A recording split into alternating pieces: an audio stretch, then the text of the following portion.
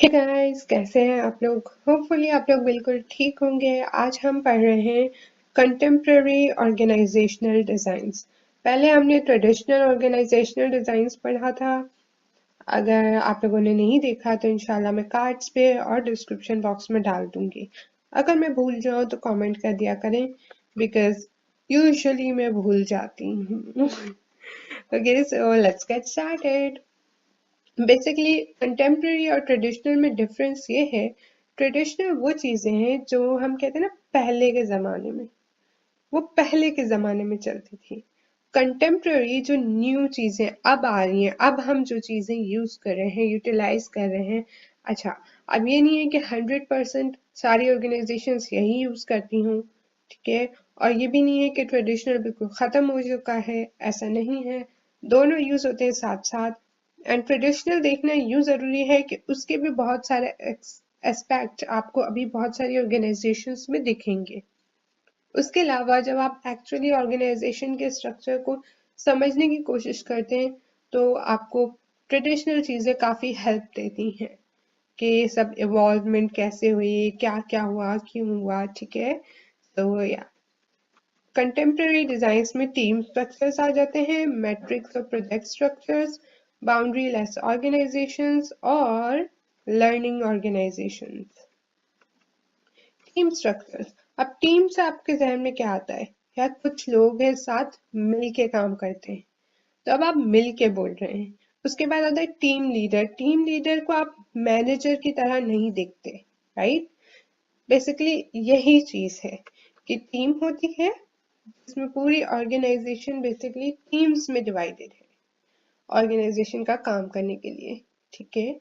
A team structure is one in which the entire organization is made up of work teams that do the organization's work.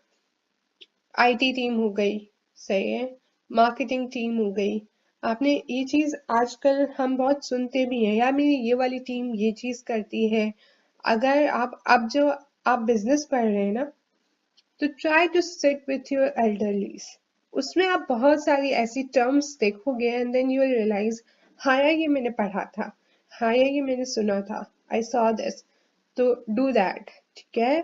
So team is what, कि आपकी organisation teams में काम करती है, उसका सारा काम डिवाइडेड हुआ हुआ है टीम्स में। मैनेजर नहीं है, कोई ऐसा अथॉरिटी वाला सीन नहीं है। यहाँ पे आपके पास टीम लीडर होगा जो मैनेज करेगा, but what we are saying is सबके पास इक्वल से है, सब आपस में डिस्कशन करके और एफिशिएंटली काम करने की कोशिश करते हैं। It's a team like you have for your projects on anything in your university, schools, colleges, ठीक है। And then comes matrix and project structure. Matrix structure assigns specialists from different functional departments to work on projects being led by a project manager. क्या है matrix structure? के आप जो है specialist, सही अच्छे लोग डिफरेंट फंक्शनल डिपार्टमेंट से लेके उनको एक प्रोजेक्ट में बिठा देते हैं, काम कराते हैं। जो प्रोजेक्ट एक प्रोजेक्ट मैनेजर हैंडल कर रहा है, अभी टीम लीडर नहीं है, मैनेजर है। इसमें एक चीज है मैट्रिक्स। अच्छा, ये दो दो अलग अलग स्ट्रक्चर्स है, matrix structure and project structure. Matrix structure में आपके पास ऑर्गेनाइजेशन तो है, उसमें से आप जो आपके अच्छे अच्छे सही स्पेशलिस्ट लोग हैं फंक्शनल डिपार्टमेंट्स में से, उनसे लेके उनसे प्रोजेक्ट्स करवाते हैं। और जब वो प्रोजेक्ट हो जाते हैं तो वो वापस अपने काम पे चले जाते हैं, लाइक जो नॉर्मल रूटीन वर्क होता है, ये आपका मैट्रिक स्ट्रक्चर होता है। अब functional departments, different functional departments होते हैं, उसमें फंक्शनल डिपार्टमेंट्स का हेड होता है, ठीक है। एंड देन जो प्रोजेक्ट हो रहा होता है उसका एक प्रोजेक्ट मैनेजर होता है। तो इसमें एक चीज होती है कि जो लोग होते हैं ना एम्प्लॉयज, उनको दो लोग हैंडल कर रहे होते हैं। तो जो हमने कहा था चेन ऑफ कमांड, एक ही बंदा होना चाहिए, ट्रेडिशनली हमने बहुत दफा पढ़ा है। यहाँ पे वो चीज नहीं हो रही होती, दो लोग होते हैं। अब लेकिन रोल्स डिफरेंट है। प्रोजेक्ट संभालेगा प्रोजेक्ट मैनेजर, प्रोजेक्ट के सारे काम प्रोजेक्ट मैनेजर, बट एम्प्लॉयज की सैलरी, एम्प्लॉयज का काम देखना, एम्प्लॉयज की एफिशिएंसी देखना, ये सब फंक्शनल डिपार्टमेंट का जो हेड है एक्चुअली वही करेगा। अब जो एम्प्लॉय जिस डिपार्टमेंट से है उसका हेड वो चीजें उसकी देखेगा। ठीक है। तो बेसिकली ये एक फ्लो चार्ट बना हुआ है जिसमें आप देख सकते हैं कि प्रोजेक्ट्स हैं, 3 प्रोजेक्ट हैं, ए बी एंड सी, ठीक है। एंड देन ऊपर फंक्शंस हैं, ये फंक्शनल डिपार्टमेंट है, ये वाले research, agricultural, administration, extension, this is what functional, these are projects, ठीक है, ए बी सी। अब क्या किया गया है कि हमने 4 लोग यहाँ पे इस ए प्रोजेक्ट में आ गए जो प्रोजेक्ट मैनेजर के अंडर काम करेंगे। अब ये देखें, ये बंदा रिसर्च ग्रुप के हेड के नीचे भी है as well as project manager के पास भी है, तो ये दोनों बंदे इसको हैंडल कर रहे हैं, मैनेज कर रहे हैं। लेकिन प्रोजेक्ट का काम कौन देखेगा? Project manager. और जो इसकी वैसे इस बंदे की परफॉर्मेंस वगैरह आपका रिसर्च ग्रुप। और जब इसका काम हो जाएगा इस प्रोजेक्ट के साथ, यूजुअली प्रोजेक्ट्स का क्या होता है, आना जाना होता रहता है कि एक नया प्रोजेक्ट आया तब आप लोगों ने एक टीम फॉर्म की, काम हुआ, then you get back to your own work, this is matrix. Then comes project structure, उसमें ऐसा नहीं होता, ठीक है। आप उसमें कंटिन्यूसली प्रोजेक्ट्स पे ही काम कर रहे हो, कोई डिपार्टमेंट्स नहीं है, कुछ नहीं है, कोई ऐसा नहीं है कि आपने प्रोजेक्ट कर लिया तो आप अपने रेगुलर काम, रूटीन काम पे जा सकते हो, नहीं। इसमें होता है कि आपने एक प्रोजेक्ट कंप्लीट कर लिया, अब आपको दूसरा प्रोजेक्ट मिलेगा, ऑलराइट। और ये यूजुअली होता है, ये बहुत कॉमन है मार्केटिंग एजेंसीज में कि आपके पास एक प्रोजेक्ट आया, यू कंप्लीटेड दैट वर्क, आपके पास दूसरा प्रोजेक्ट आ गया। अब क्या है, प्रोजेक्ट मार्केटिंग्स आती हैं, एड्स बनाने होते हैं, स्क्रिप्ट्स लिखनी होती हैं, शूट्स करने होते हैं, तो हर प्रोजेक्ट वाइज वहाँ पे काम हो रहा होता है, तो वहाँ पे यूजुअली आपका प्रोजेक्ट स्ट्रक्चर चलता है। Then comes boundaryless organisation.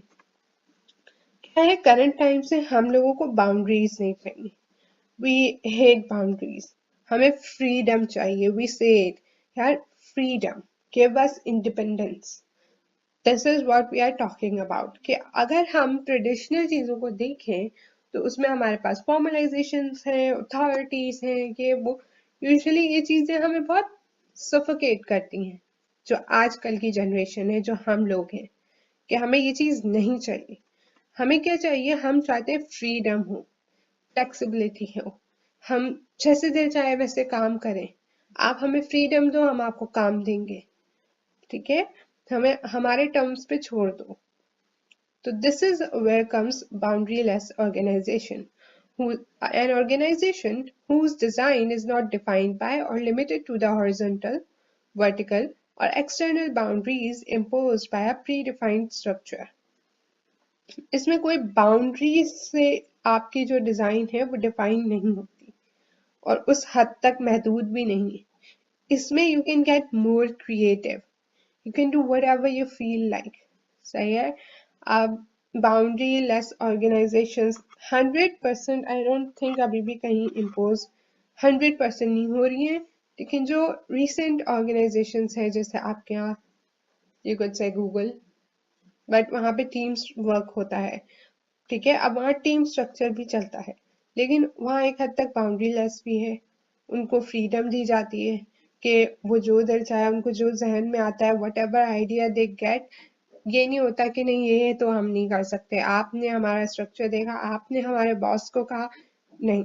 So where you want more creativity, वहां पे आप बाउंड्री लेस ऑर्गेनाइजेशंस का सिस्टम इम्प्लीमेंट करोगे, ऑलराइट, ठीक है। लेकिन हाँ, आई डिडंट से कि गूगल 100% बाउंड्री लेस है, उसमें ज्यादातर टीम स्ट्रक्चर का काम है, but yes, to an extent it is boundaryless, to an extent, extent मतलब होता है हद, सही है, एक हद तक सॉर्ट ऑफ, लेकिन 100% बाउंड्री लेस मेरे जहन में अभी नहीं आ रही है, which is sad, but if there is one, I can tell you बहुत अच्छी ऑर्गेनाइजेशन होगी, और वो वही usually software houses, yes, they can be boundaryless. उनको, अब देखो एक डेवलपर है, उसको ऐसे ऐसे आइडियाज आ रहे हैं एंड ही नोज कि मैं ये कर सकता हूँ, अब वो हर 5 मिनट बाद अपने मैनेजर से पूछे और करे, नहीं ना, this is more time taking, अब वो ये देखे ये चीज नहीं, वो चीज नहीं, तो अब उसको आप फ्रीडम दो, एक ऐप बना रहे, फ्रीडम दो,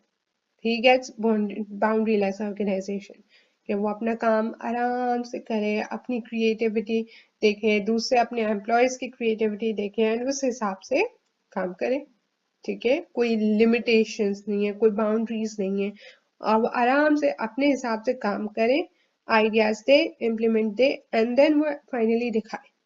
And obviously you will be in check and balance, ethical boundaries होंगी, पर हम यहाँ ethical boundaries की बात नहीं कर रहे। हम कह रहे हैं कि जो ये अथॉरिटी वाला सीन होता है कि आपका सीईओ हो, प्रेसिडेंट हो, हेड हो, इन सब से आप पहले परमिशन लें, ये वाला सीन नहीं हो, ठीक है। एंड देन आपकी एक्सटर्नल बाउंड्रीज भी होती हैं, रिसोर्सेज वगैरह। अब आपको पता है एक चीज 100% काम कर सकती है और थोड़ी सी हम उसमें रिसोर्सेज ज्यादा यूज कर रहे हैं, तो ऐसा नहीं होना चाहिए कि कोई कहे नहीं ऐसा तो आप कर ही नहीं सकते, that this will work more, so you should have freedom, you know. Learning organization, an organization that has developed the capacity to continuously learn, adapt and change. Basically इसमें ये है कि आपके एम्प्लॉयज empowered हैं, आप लोग इंफॉर्मेशन शेयर करते हैं एक दूसरे से आराम से, एक मैनेजर अपने लोअर लेवल एम्प्लॉय से आराम से इंफॉर्मेशन शेयर कर सकता है।